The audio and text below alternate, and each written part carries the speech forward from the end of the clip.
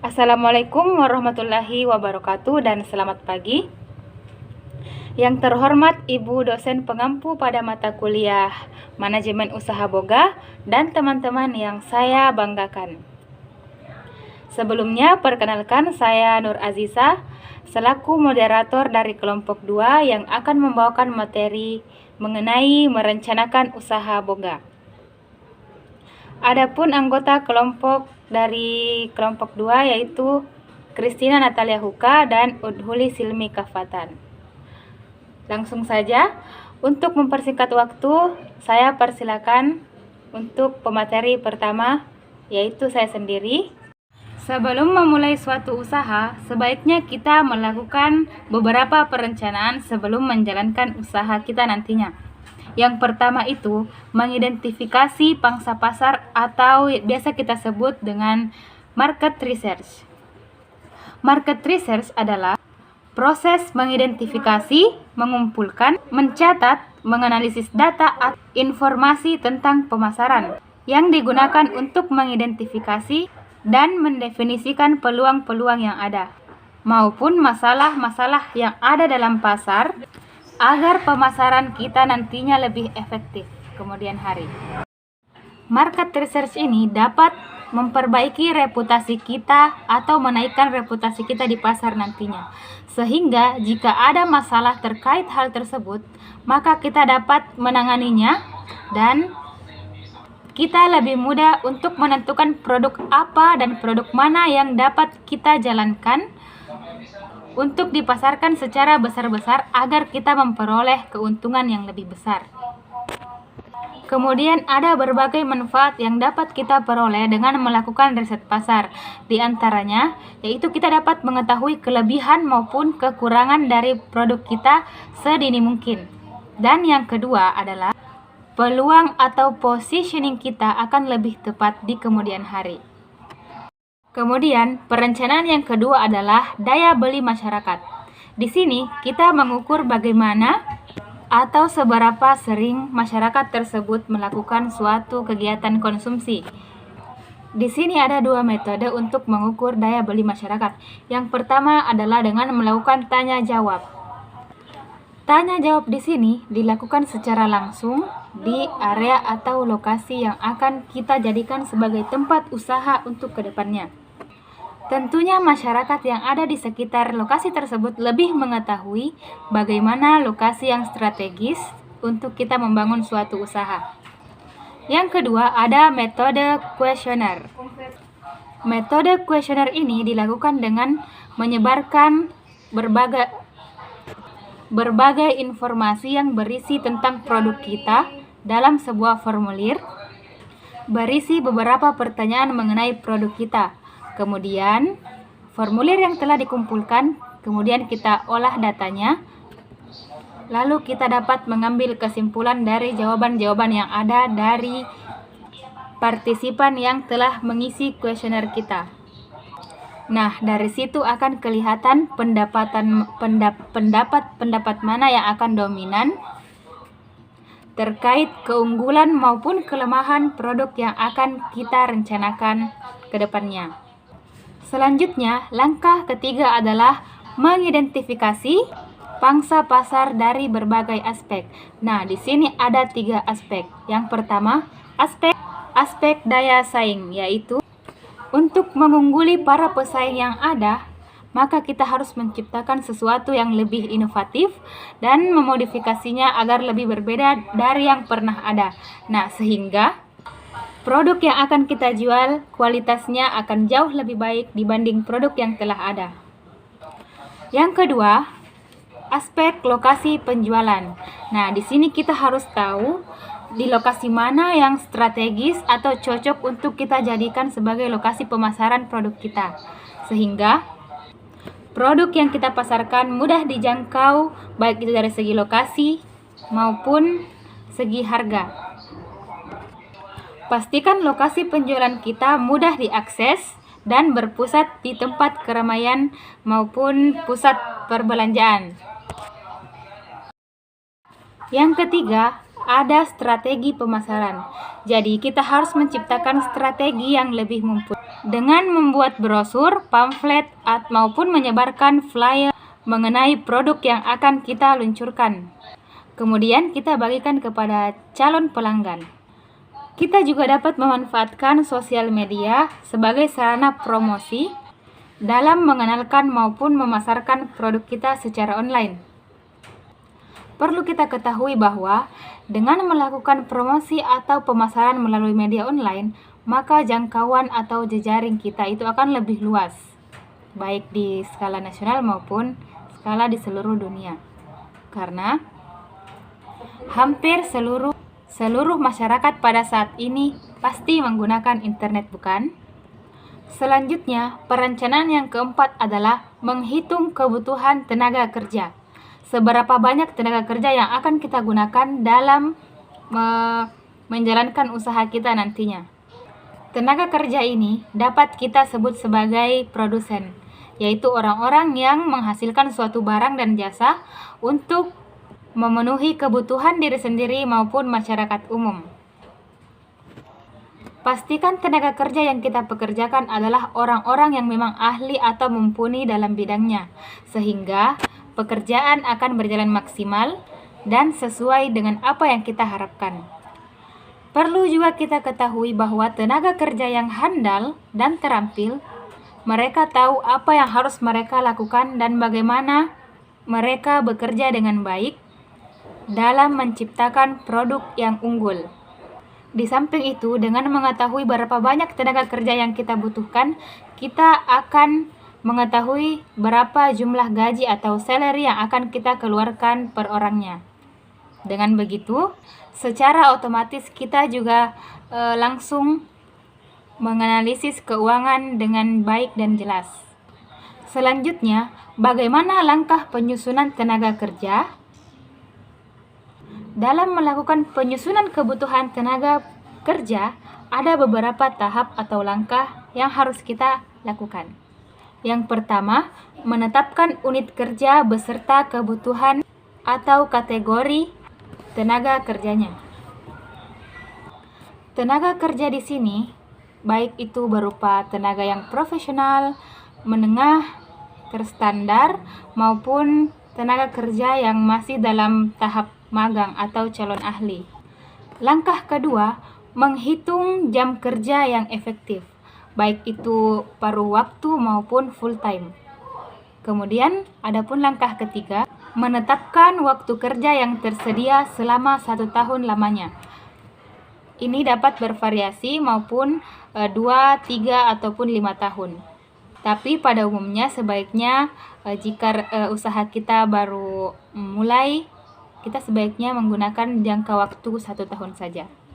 Langkah keempat, menghitung kebutuhan tenaga kerja per unit atau satuan kerja.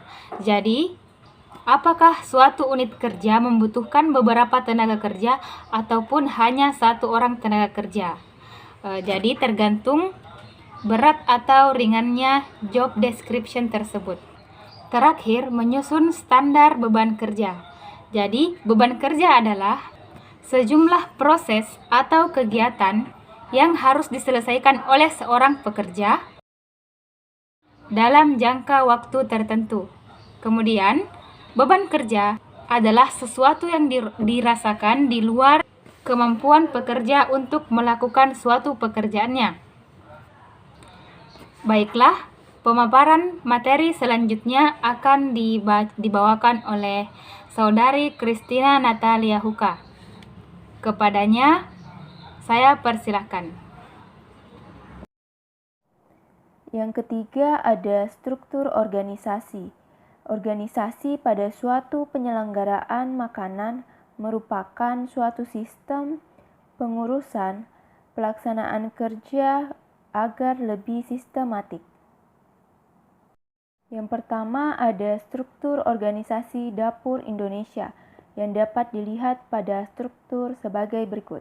Terdiri dari kepala dapur, wakil kepala dapur, wakil kepala seksi, dan pembantu juru masak, yang dimana susunan organisasi pada dapur Indonesia umumnya terdiri dari bagian-bagian, yaitu ada persiapan pengolahan makanan pokok, pengolahan lauk pauk, pengolahan sayuran, sup atau soto, pengolahan kue dan minuman.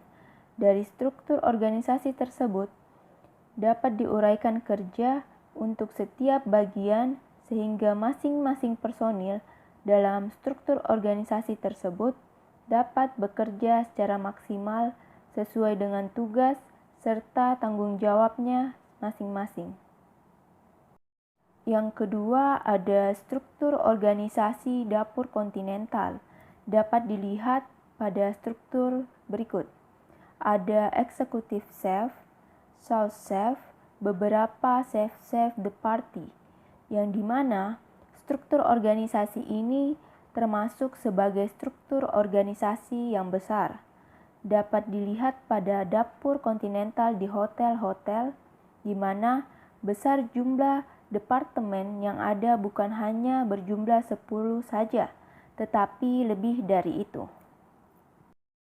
Yang keempat, ada cara pendistribusian produk, yang dimana terbagi dua, yaitu distribusi langsung dan distribusi tidak langsung.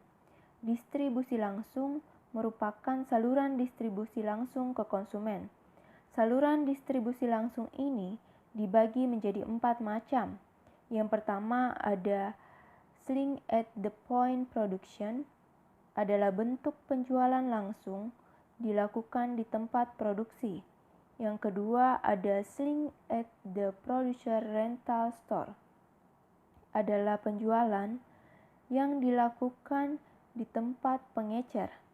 Yang ketiga ada selling door to door, adalah penjualan yang dilakukan oleh produsen langsung kepada konsumen dengan mengerahkan salesman-nya ke rumah-rumah atau kantor-kantor konsumen. Yang keempat ada selling through mail, adalah penjualan yang dilakukan perusahaan dengan menggunakan jasa pos. Yang kedua ada distribusi tidak langsung, yang merupakan bentuk saluran distribusi yang menggunakan jasa perantara dan agen untuk mengalurkan atau menyalurkan barang atau jasa kepada para konsumen yang ada. Selanjutnya ada cara memperoleh modal, yang dimana yaitu ada jenis modal berdasarkan kebutuhan, yang terbagi menjadi dua, yaitu yang pertama modal investasi. Modal investasi digunakan untuk jangka panjang dan dapat digunakan berulang-ulang dan biasanya penggunaannya lebih dari 1 tahun. Yang kedua ada modal kerja. Modal kerja digunakan untuk jangka pendek dan beberapa kali pakai dalam satu proses produksi. Jangka waktu modal kerja biasanya tidak lebih dari 1 tahun. Itulah tadi pemaparan materi yang dibawakan oleh Saudari Christina Natalia Huka dan akan dilanjutkan oleh Saudari Udhuli Silmi Kafatan. Waktu dan tempat dipersilakan. Baik, saya akan lanjut bahas tentang modal usaha. Nah, di sini modal usaha sendiri terbagi menjadi 3. Ada yang pertama modal pribadi. Modal pribadi adalah modal yang didapat dari pemilik usaha ataupun perusahaan dengan cara mengeluarkan saham. Ada beberapa keuntungan dari menggunakan modal pribadi. Yang pertama yaitu tidak adanya biaya seperti biaya bunga bank ataupun biaya administrasi sehingga nantinya tidak akan menjadi beban bagi perusahaan. Lalu yang kedua, tidak tergantung kepada pihak lain karena ini kan modalnya dari pemilik perusahaan sendiri ya. Terus ketiga ada tidak memerlukan waktu yang lama dan persyaratan yang rumit. Lalu yang terakhir kelebihannya yaitu tidak ada keharusan pengembalian modal. Nah, selain beberapa kelebihan tadi, ada juga kekurangan dari menggunakan modal pribadi. Di antaranya yang pertama, jumlahnya terbatas. Lalu kedua, kurangnya motivasi. Nah, lalu Jenis modal yang kedua itu ada modal pinjaman.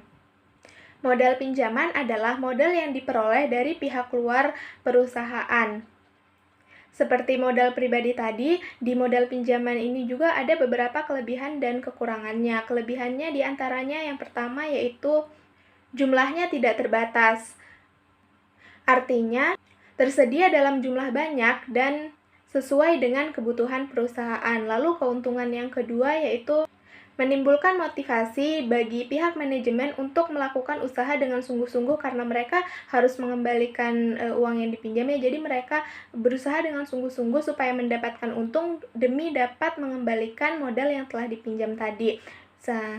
Kekurangan dari modal pinjaman ini sendiri yaitu yang pertama, dikenakan berbagai biaya seperti biaya bunga dan juga administrasi. Kemudian kedua ada harus dikembalikan pada waktu yang telah ditentukan, dan yang terakhir itu menimbulkan beban moral karena dibatasi oleh jangka waktu pengembalian modal dan bunganya. Nah, modal pinjaman ini sendiri dapat kita peroleh dari 3 lembaga. Yang pertama yaitu ada pinjaman dari lembaga perbankan, kemudian ada pinjaman dari lembaga keuangan, dan yang terakhir pinjaman dari perusahaan non-keuangan. Selanjutnya jenis modal usaha yang terakhir itu ada modal campuran. Modal campuran adalah modal yang didapat dari modal sendiri ditambah dengan modal dari hasil pinjaman. Kelebihan dari modal campuran ini, pengusaha dapat mengatur komposisi modal yang diperlukan secara seimbang. Artinya, presentasi modal pinjaman itu disesuaikan dengan kebutuhan atas kekurangan dari modal pribadi. Materi selanjutnya ada langkah-langkah perencanaan usaha boga. Nah, dalam merancang sebuah usaha baru, yang pertama yang harus kita lakukan adalah analisis SWOT. Analisis SWOT merupakan suatu alat formulasi strategi yang dapat dilakukan dalam mempersiapkan suatu usaha. Analisis ini didasarkan pada logika yang dapat memaksimalkan suatu kekuatan atau strength dan peluang atau opportunities, namun secara bersamaan dapat meminimalkan kelemahan atau weakness dan juga ancaman atau threat. Kemudian langkah kedua yang harus kita lakukan setelah menentukan analisis SWOT yaitu menetapkan tujuan dan sasaran. Untuk mencapai sebuah tujuan, suatu usaha harus mempunyai sarana dan juga sumber daya. Nah, setelah kita memiliki tujuan, langkah selanjutnya yang harus dilakukan adalah memilih sasaran-sasaran yang secara bertahap dilaksanakan demi mencapai tujuan yang telah kita tentukan tadi. Kemudian langkah ketiga itu ada spesifikasi usaha. Spesifikasi usaha sendiri adalah gambaran secara spesifik dan rinci mengenai pengelolaan suatu usaha, misalnya siapa yang akan mengelola, konsep seperti apa yang akan kita buat untuk restoran kita, kemudian jenis restorannya, apakah itu restoran formal, informal, atau yang lainnya, dan juga jenis menu yang akan kita jual. Kemudian ada pentingnya suatu perancangan. Perancangan sangat penting ketika kita ingin memulai sebuah usaha agar kita mendapatkan gambaran seperti apa usaha yang kita ingin bangun nantinya. Adapun manfaat dari perancangan usaha boga ini sendiri diharapkan dapat memberikan nilai tambah bagi siswa, sekolah, maupun pihak lain. Selanjutnya ada asumsi perancangan. Asumsi perancangan ini misalnya tersedianya lahan yang luas dan benar-benar dapat dimanfaatkan untuk pendirian suatu restoran. Lalu ada sumber modal yang mendukung pendirian suatu restoran, dan yang terakhir, kesiapan mental siswa dan guru untuk mengelola suatu restoran. Kemudian langkah selanjutnya ada implementasi usaha. Implementasi adalah suatu proses yang merubah rancangan menjadi suatu aktivitas yang meyakinkan bahwa aktivitas tersebut memenuhi tujuan sesuai dengan yang direncanakan. Nah, setelah kita mengimplementasikan usaha, langkah selanjutnya yaitu ada pengawasan atau pengendalian. Ini dilakukan untuk mengetahui seberapa jauh tujuan yang telah ditetapkan dapat tercapai. Hasil nyata apa yang sudah dicapai dibandingkan dengan hasil yang telah kita harapkan sebelumnya.